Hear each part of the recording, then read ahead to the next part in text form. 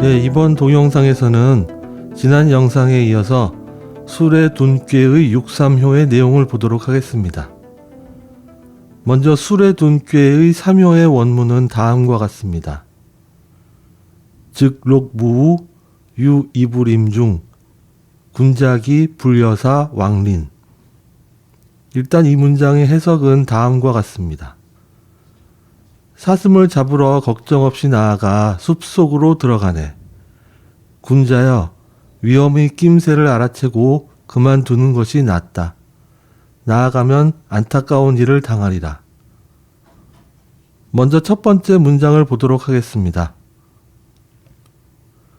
즉록무우에서 즉은 나아가다는 뜻입니다. 록은 사슴입니다. 고로 즉록은 직역하면 사슴에게 나아간다는 뜻인데 이는 사슴을 잡으러 사냥을 나아가는 것을 의미합니다. 무는 없을 무자와 같습니다. 우는 주역에서는 근심하여 미리 대비한다는 뜻으로 쓰입니다.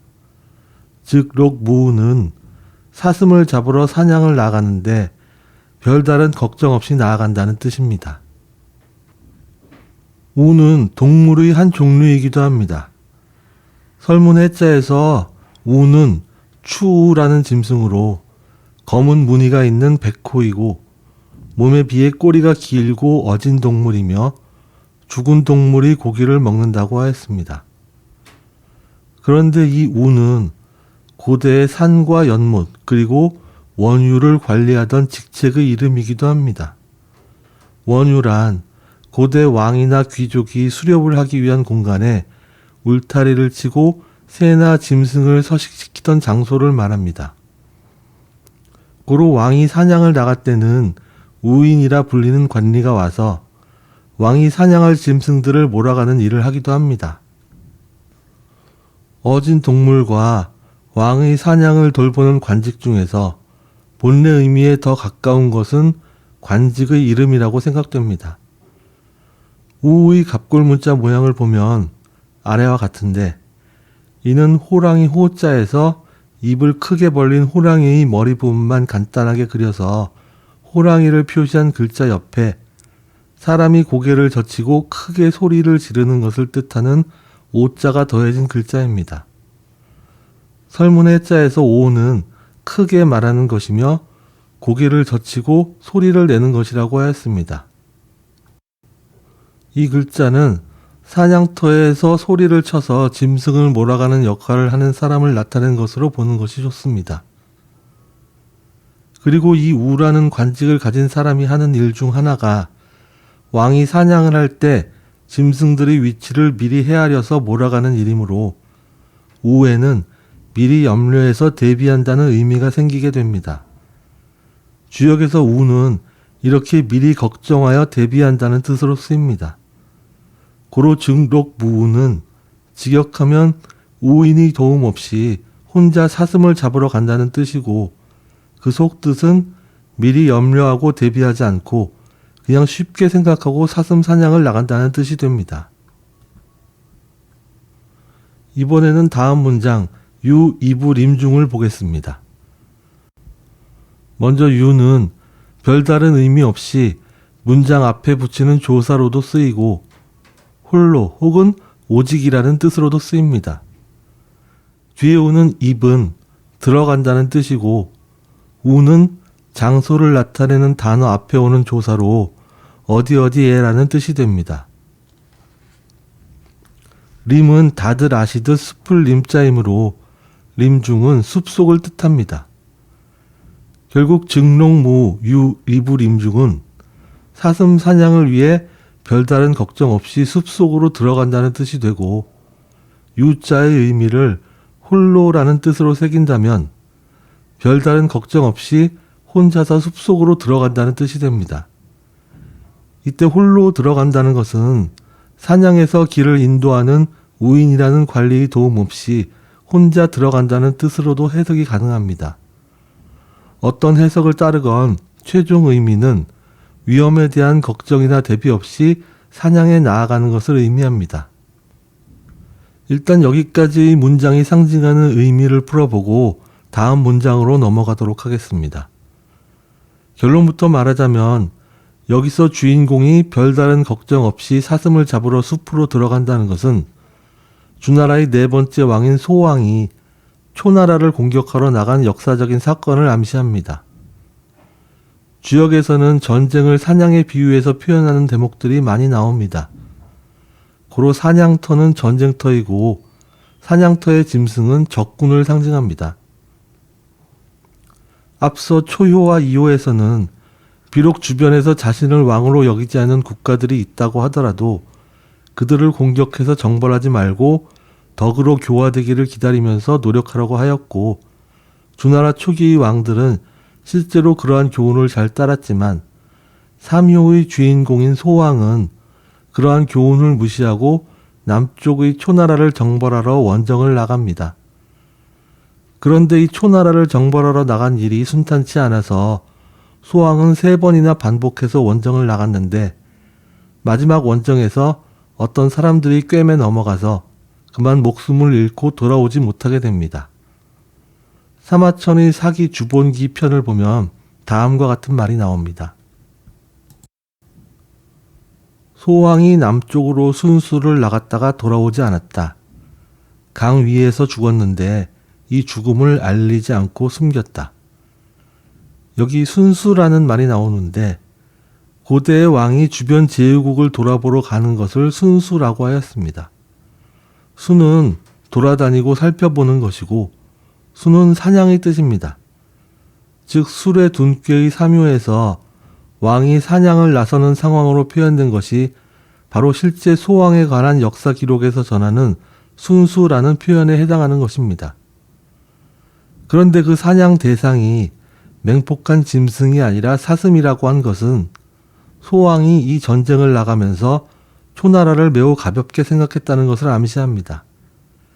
그리고 그러한 사냥에 별다른 걱정이나 대비가 없이 나갔다는 것은 순한 사슴인 줄 알았던 초나라를 정벌하러 쉽게 생각하고 나갔다가 큰 화를 당하게 된다는 것을 암시합니다. 소왕이 죽음에 이르게 된 과정을 사기정의에서는 다음과 같이 말하고 있습니다. 제왕세기에 이르길 소왕의 덕이 쇠하여 남쪽으로 정벌하러 나갔다. 한 수를 건넜는데 뱃사람이 그것을 악용하여 악교로 붙인 배를 태워서 강을 건너게 했다. 왕의 배가 중류에 이르자 악교가 녹아 왕과 제공이 모두 물에 빠져 죽게 되었다. 즉 전쟁에서 칼에 맞아 전사한 것이 아니고 사람들이 속임수에 넘어가서 배를 타고 물을 건너다가 배에 붙여놓은 악교가 녹으면서 물에 빠져서 죽은 것입니다. 이렇게 왕이 적에게 속아 죽임을 당한 것이 부끄러웠으므로 당시 주나라에서는 왕의 죽음을 알리지 않고 숨겼다고 합니다. 그래서 사마천의 사기에서처럼 소왕이 초나라를 공격했다고 하지 않고 순수를 나갔다고 한 것입니다. 소왕이 초나라를 공격하러 나간 일은 술의 둔꾀에서 강조하는 덕목과 상반되는 행동이므로 여러 역사 기록에서 주나라의 덕이 소왕 때부터 쇠하기 시작했다고 전합니다. 앞서 인용한 사기정의의 첫 문장도 소왕의 덕이 쇠하여라고 시작하고 있는 것도 그러한 예입니다.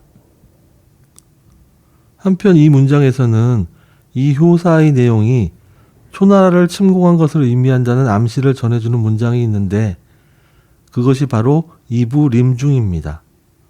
이부림중은 직역하면 숲속으로 들어간다는 뜻인데 초나라에서의 초라는 글자가 이부림중의 상이 있습니다. 이 글자가 초자의 갑골문인데 이는 숲을 림자와 정자가 결합된 글자입니다. 그리고 정자는 하나의 경계로 둘러싸인 읍을 상징하는 정자를 향해 나아가는 발을 표시하여 읍을 정복하러 나아가는 것을 표현한 것입니다. 고로 초자 자체가 숲을 림으로 상대를 정벌하러 혹은 사냥하러 나아가는 발걸음을 나타낸 글자이고 이것이 곧 이부림중이라는 표현으로 주역에서도 나타나고 있는 것입니다. 이번엔 다음 문장 군자기 불려사를 보겠습니다. 주역에는 군자, 대인, 소인 등과 같은 표현들이 나오는데 대인은 중도를 지키고 한쪽으로 치우치지 않아서 널리 사람들을 포용하고 받아들이는 사람을 뜻합니다. 반면에 소인은 한쪽으로 치우쳐서 중도를 지키지 못해 현명한 사람들이 나갈 길을 좁아지게 만드는 사람을 뜻합니다. 대인이 크다고 불리는 이유는 한쪽으로 치우치지 않으므로 많은 사람들이 다양하게 모일 수 있기 때문이고, 소인이 작다고 불리는 이유는 한쪽으로 치우쳐서 사람들이 나아갈 길이 좁아지기 때문입니다. 그리고 군자는 높은 지위의 인물을 말하기도 하고 정신적으로 어느 정도 수준에 오른 사람을 말하기도 하지만 대인에 비해서는 아직 덕이 부족해서 간혹 잘못을 저지르기도 하는 사람으로 나타납니다. 그래서 술의 둔께의 사묘에서 준비 없이 사냥을 나가서 큰 화를 당하는 인물에게도 군자라는 명칭을 붙이고 있는 것입니다. 기는 무언가 위험이 매우 가까이 다가온 낌새를 채는 것을 뜻합니다. 이 글자의 의미가 이렇게 나오는 과정은 내용이 좀 긴 편이므로 제 책을 참고하시고 여기선 결론만 언급하고 넘어가겠습니다. 불연은 무엇 하는 것만 갖지 못하다는 뜻이고, 사는 머문다는 뜻인데 거기서 파생되어 그만두다는 뜻으로도 쓰입니다. 고로 군자기 불여사는 군자여 위험이 다가온 낌새를 채고 그만두는 것이 낫다라는 뜻이 됩니다. 즉 준비 없이 사냥이나 정벌에 나갔다가는 큰 화를 당할 수 있으니 이제라도 그만두고 돌아오는 것이 낫다는 뜻입니다. 이러한 표현도 진꾀가 지닌 가장 기본적인 이미지인 나갔다 돌아온다는 이미지를 바탕으로 나온 것입니다. 만일 나갔다 돌아오지 않고 계속 나아가면 결국 소왕이 맞이한 것 같은 큰 화를 만나게 되는 것입니다. 왕린에서 왕은 나간다는 뜻입니다. 이는 인색하다는 뜻인데 주역에서는 후회스러운 혹은 안타까운 일을 당하게 된다는 것을 의미합니다. 이렇게 진꾀의 이미지가 나갔다 돌아온다는 것을 기본으로 하고 있다는 것이 진꾀가 들어간 꾀들이 설명해서 가장 중요한 것인데, 지금까지 주역 해설들을 보면 예나 지금이나 이러한 중요한 이미지를 제대로 언급한 책들이나 설명이 없습니다. 그렇다면 제가 주장한 이 이론이 그저 저희 상상이 만들어낸 소설인 것인가, 아니면 실제로 이 이론을 중심으로 주역이 만들어진 것인가는 이렇게 하나하나 설명을 들어가면서 확인해보면 알게 되실 것입니다. 이런 핵심 이론을 간과하고 다른 이론들로 주역을 설명하다 보니 이론과 실제가 따로 놀게 되는 것입니다. 앞서 주역에서 감꾀는 위험이라는 부정적인 상과 중도의 덕이 펼쳐지는 긍정적인 상이 있다고 하였는데, 감꾀에 중도의 덕이나 왕의 덕이 펼쳐지는 상이 있다는 것 또한 역대로 많은 학자들이 놓치고 있던 감꾀의 중요한 이미지 중 하나입니다. 이것을 간과하고 감과 그것이 상징하는 물은 위험이라는 것에만 집착하면 이 또한 주역을 오해하게 만드는 길이 되는 것입니다. 그런데 이 감이 왕의 덕이라는 이미지를 가지려면 이것이 상괴에 와야 합니다. 왕은 위쪽에 있어야 하기 때문입니다. 고로 감괴가 왕의 덕이나 중도의 덕이라는 이미지를 지니는 것은 감괴가 주로 상괴에 올 때이고, 감괴가 하괴에 올 때는 위험의 이미지가 더 강합니다. 그런데 왕의 덕이란 것에도 일부 위험의 요소가 분명히 존재합니다. 만일 왕이 중도에 맞는 덕과 정책을 펼치면 매우 긍정적인 감의 이미지가 완성되지만, 왕이 지나치게 욕심을 부리거나 편협한 정책을 행하면 이 또한 국가 전체를 위험에 빠뜨리는 것이 됩니다. 고대 왕권 사회는 신의 덕이 왕을 통해서 백성들에게 물처럼 흘러가는 것으로 나타나므로 왕의 역할은 신과 사람들 사이를 이어주는 중간자의 역할이고, 이는 가뭄이나 홍수가 없이 물의 흐름을 원활하게 만드는 것이 왕의 주요 덕목의 하나로 간주되어 온 고대 사회의 중요한 철학이었습니다. 바로 거기에서 오행도 나오고 주역도 나온 것이고 후에 노자도 그 영향을 받아 물을 중요시한 것입니다. 고로 앞으로 다를 술의 둔꾀의 상교인 감에 오는 효들은 일반적으로는 왕의 덕 혹은 중도의 덕을 상징하기도 하지만 부차적으로는 왕의 덕이 펼쳐지지 못해서 생기는 위험을 나타낼 수도 있습니다. 주역의 64개 구조를 보면 정적으로 위아래에 소성괴인 8괴가 자리 잡고 있는 것처럼 보이지만 사실 주역의 구조는 동적으로 바라봐야 합니다. 가령 술의 둔괴 같은 경우 하괴의 진괴가 그 자리에 머물러 있고 상괴의 감괴도 그 자리에 가만히 머물러 있는 것이 아닙니다. 많은 경우 하괴의 속성이 상징하는 인물이나 사건이 주인공이 되어서 점점 상괴로 올라가고 상괴로 올라가서 하괴가 상괴를 밀어내기도 하고 서로 협조하기도 하는 흐름이 있습니다. 고로 술의 둔괴의 경우는 하괴의 진괴가 주인공이 되어서 나갔다 돌아오는 것을 반복하는데 시간이 흘러서 하괴의 진을 넘어간 사효부터는 이제 하나의 경계를 지나서 다음 영역으로 나아가는 상이 나오게 되고 그렇게 나아가서 상계의 감과 어떻게 조화를 이루는지를 봐야 하는 것입니다. 먼저 진괴가 하괴에 머물러 있는 삼효까지는 어디까지나 나갔다고도 돌아와야 하는 진괴 본연의 이미지가 중요합니다. 그 이유는 위에 놓인 감괴가 하괴에 대해서는 위험의 이미지가 강하기 때문입니다. 감괴가 지금 상괴에 있지만 실제 주인공인 진괴가 아직 하괴에 있는 동안에는 상괴의 감괴도 위험의 이미지가 위주로 작동이 됩니다. 이렇게 위험을 바로 앞에 두고 있기 때문에 하괴의 진이 나아가는 것을 망설이면서 머무르고 그렇게 머무르면 상괴의 감이 영양물질이라는 긍정적인 이미지가 되어 나의 힘을 길러주게 되는 것입니다. 이렇게 진이 나아가는 길 앞에 위험을 상징하는 감이 놓여 있으므로 진이 나아가는 것을 망설이게 됩니다. 고로 삼효의 효사에서도 물을 앞에 두고 망설이는 모습이 나올 수도 있고 실제 역사적으로도 소왕은 물에 빠져서 죽었습니다. 그런데 물 대신 숲속으로 들어가는 이미지가 나온 것은 앞서 말한 초나라를 공격한 것을 암시하기 위한 것이기도 하고 실제 궤상에서도 외혹계 가는 산에 해당이 되고 하계의 진은 오행으로 목이고 나무에 해당이 되므로 산과 나무로 이루어진 숲속의 이미지가 나오기도 합니다.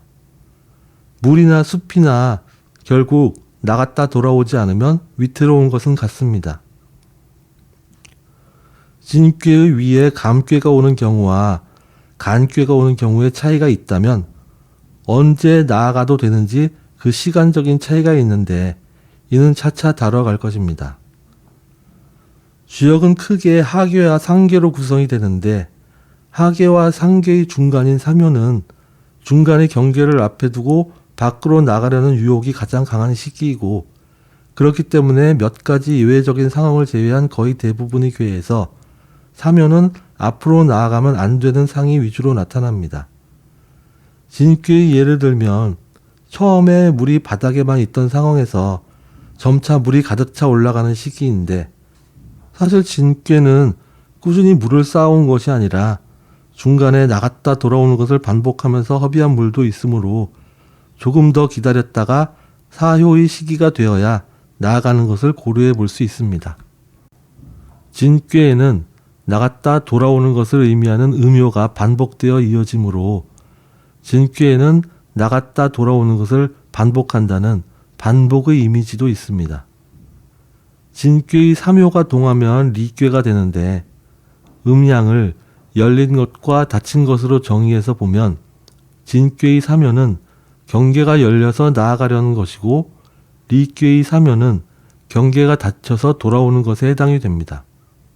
이러한 리괴의 움직임은 마치 해가 중천에 떴다가 아래로 지는 것과 같습니다. 한편 음양을 각각 들어오고 나아가는 이미지로 본다면 앞서와 반대로 진괴의 삼효가 음효이므로 안으로 들어오고 리괴는 밖으로 나가는 상이 됩니다. 같은 모양의 구조를 두고 서로 상반되는 해석이 나오는데 이러한 상황을 저는 진동 상태라고 부릅니다.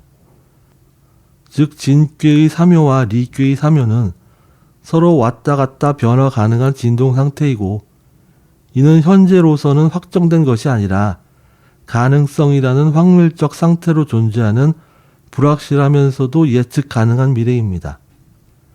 진꾀의 삼요와 리꾀의 삼요는 서로 다른 존재가 아니라 동전의 양면과 같은 존재이고 진꾀의 삼요의 절반은 사실 리꾀의 삼요이고 리꾀의 삼요의 절반은 사실 진꾀의 삼요입니다.